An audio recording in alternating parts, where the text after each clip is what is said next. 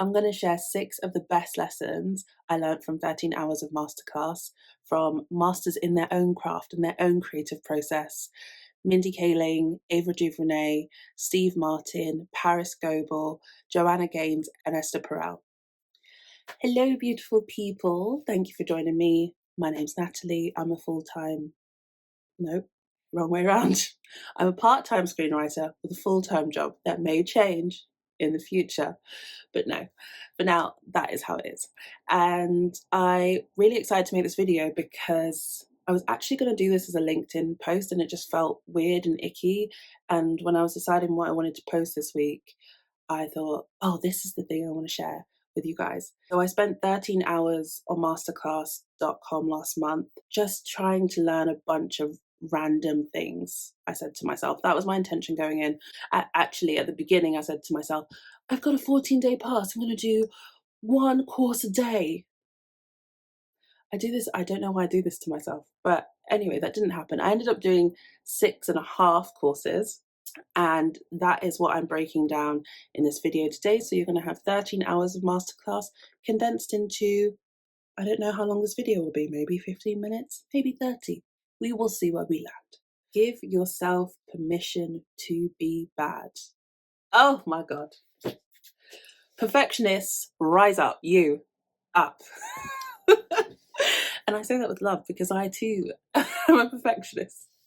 There were actually 2 things that Steve Martin said that freed me in that masterclass. So one of them was giving yourself the permission to be bad, which I really deeply struggle with. And I remember hearing this, if I can go off piste, go with me for a second.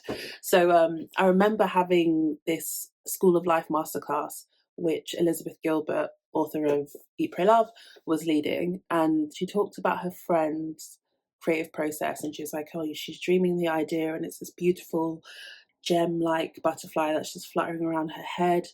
And then when she sits down to write, she has to take that beautiful, rare butterfly and smash it into pieces and put it in the bin. And then she has the task of recreating that beautiful butterfly, but only using the tools and the objects and things that she has in her house. And that for me has always been a beautiful descriptor of what the creative process is. Because you have this idea that is just so magical and beautiful and amazing, and you're like, this is the idea, this is it. Someone's gonna pay me 500 million for this idea because it's sick. That's how you feel. Then you go through the process of actually trying to make the thing, like writing that first draft, and you come up against all of your limitations, like the very limitation of trying to take something that is perfect and ultimately make it imperfect. And that is what I struggle with in the process, especially of writing the first draft, because it's confronting the badness. I find it so painful. It's necessary, but painful. One of the things I'm taking from Steve Martin's permission to be bad is actually, again, a piece of advice I found somewhere else way back, but never actually implemented or never really thought about it for screenwriting purposes. This came from Brené Brown, who talked about permission slips. And so I am writing myself a permission slip for my first draft, and it will be like, permission slip, giving permission to Natalie to write a truly awful first draft. And I'm going to put that on the table as I'm writing and refer back to it because God knows I'm going to need to look at it. So that was the first piece of advice that Steve Martin gave that freed me.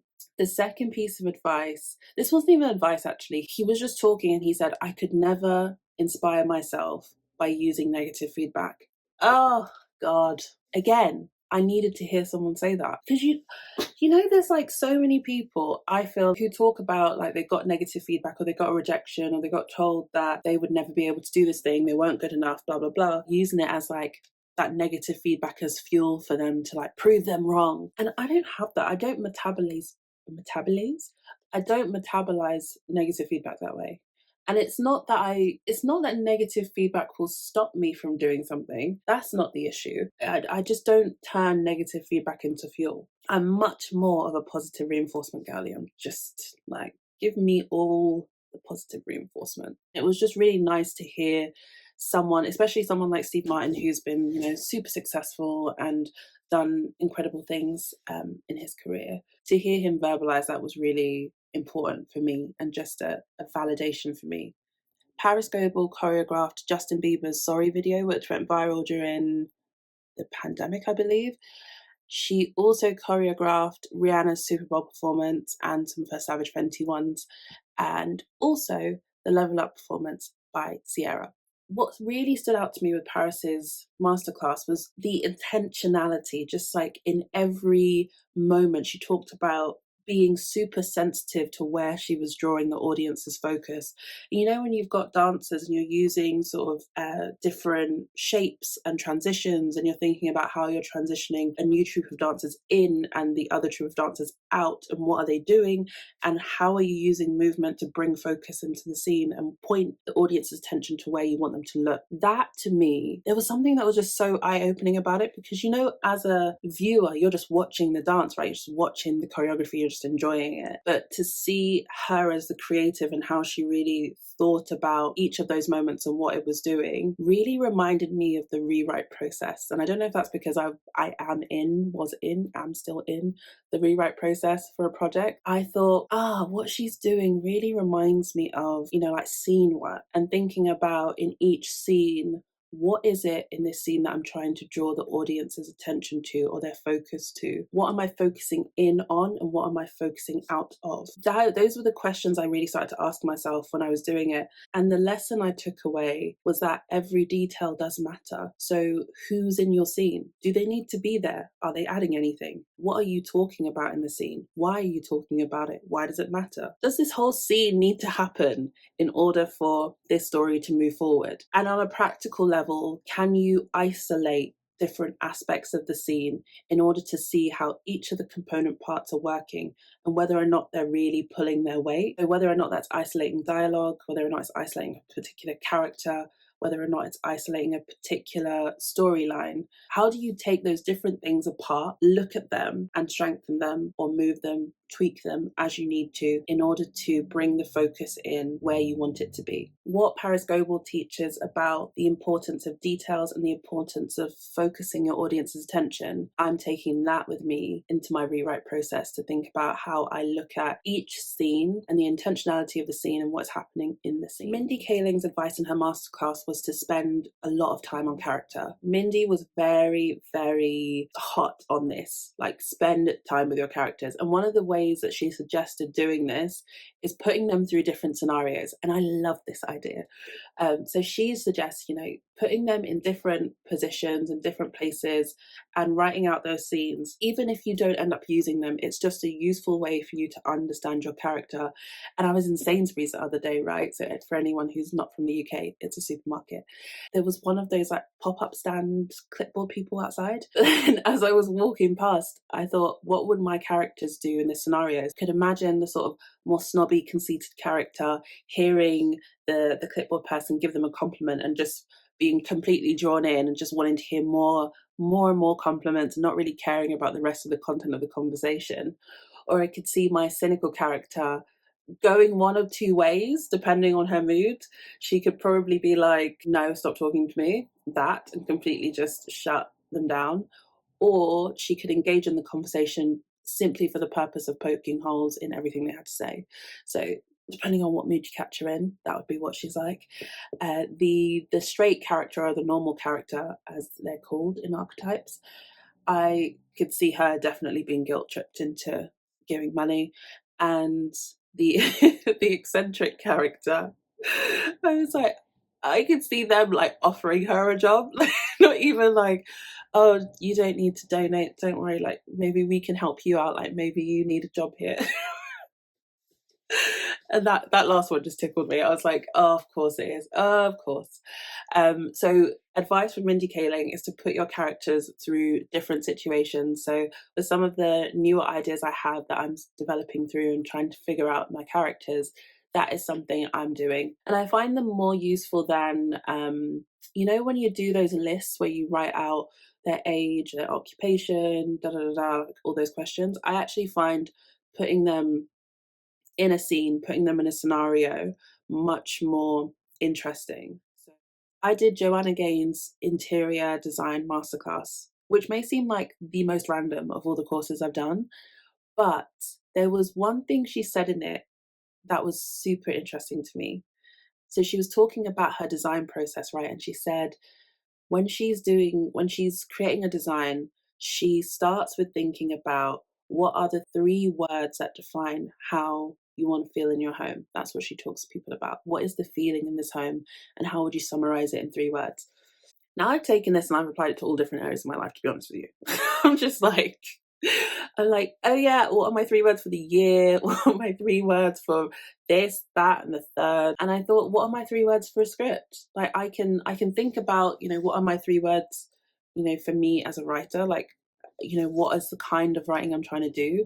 In terms of what I like to write and how I like to write, I think of it as a balance of heart and humor. And so those are the two words I always sort of oscillate between when I'm writing. But for my actual individual scripts, I want to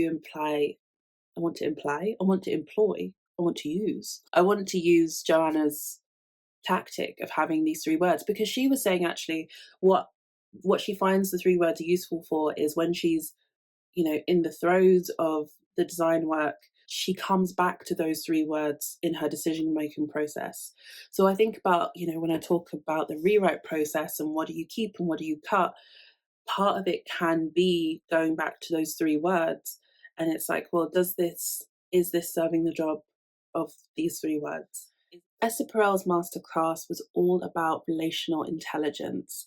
And the standout lesson in this masterclass for me was about validating your experience. And there was this quote she said in there: trust is a confident engagement with the unknown. Ooh, I love that. Trust is a confident engagement with the unknown. And I think the reason that just, I don't know, when something just sort of like washes over you like the smoothest milk ever, like it's just is because you don't think about confidence and the unknown as existing in the same space. But then it makes sense. It's like, oh, that's what trust is. You don't know. And I feel like definitely for me with becoming a screenwriter, it's been an engagement with the unknown, but not necessarily a confident one. And so I was like, oh, okay, there. And I think what I have been working on building has been that trust. And this made me think about who I'm putting trust in. And I think on one hand, it really does have to be trust in yourself.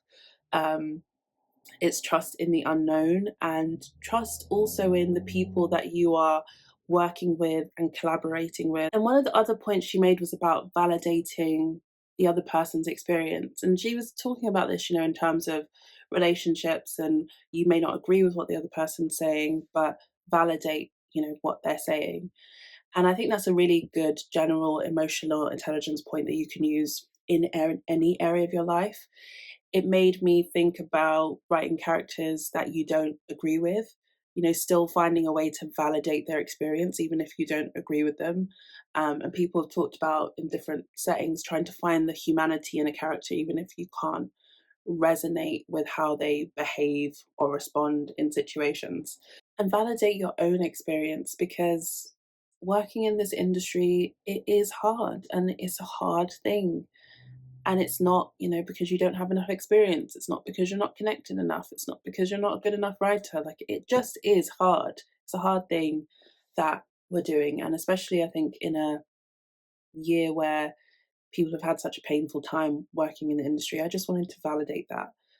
With that in mind, the final lesson is Ava did a masterclass which takes you behind the scenes of her shooting origin. And one of her top pieces of advice was to embrace the limitations and not having what you think you need, but looking at what you have and what you can do with what you have. Do you have a camera? Do you have a laptop? Do you have a software to write on? Do you have pen and paper to write on? Do you have a friend who's willing to help you out?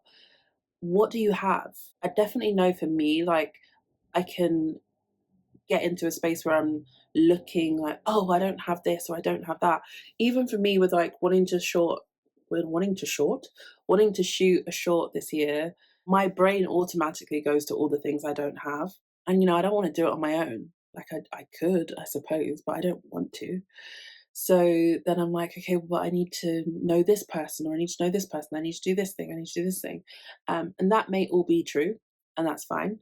But once you have those kind of key things in place, and, especially for us at this stage, it's just a matter of asking. So once you put the asks out and you've probably got some yeses, what can you do with what you have? And even in the space where you are, maybe you don't want to shoot anything, you just want to write something. What do you have? Maybe you're just trying to come up with some ideas.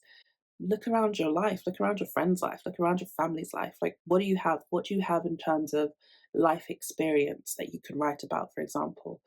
So I think there's something really beautiful in that advice about embracing your limitations. There are two other things that she shared that I want to share with you. One, the steps and the journey to get where you are, the best part, don't discount them. That's what she said, and she got really, like, emotional and teary when she said it. Yeah, she was just saying, like, that's the part and that's the magic, and it really made me think about the privilege of where I am in my journey right now, and maybe where you are too, that there isn't anybody telling me what I need to write. There isn't anybody demanding anything of me. I get to sort of show up with my writing consistently as I want to, how I want to write the things that I'm curious about, that I'm interested in. And there's just real joy in it. Like, I get to just do what I want to do with this thing. And she reminded me in that moment that that is a privilege to have that. And I think, especially when you're sort of newer and you don't have like the industry accolades behind you and all of that, it's easy to feel somewhat inadequate and like, oh, I've not really got anything going for me or whatever. But actually, I just realized there's tremendous privilege in that. And it goes along with what I'm leaning into this year, which is finding the joy in the process and not, reaching for the accolades or the approval of anybody, but just finding the joy in each step and conquering each challenge and following each thread of curiosity and letting the rest be the rest. But that's the part that I really want to zone in on in my creative process. And I think that's why it's been important for me to be much more intentional about how I'm keeping time for writing around work. I was just like, I really want to lean into the joy of the process of screenwriting. And I really enjoyed that message from Ava. And I will leave you with this final note, which is a beautiful, beautiful quote from Ava. We are all directors of our life. Every morning you call action. You decide where you're going and what you're doing. So by the end of the day, when you call cut, you feel satisfied. So what will you do when you next call action?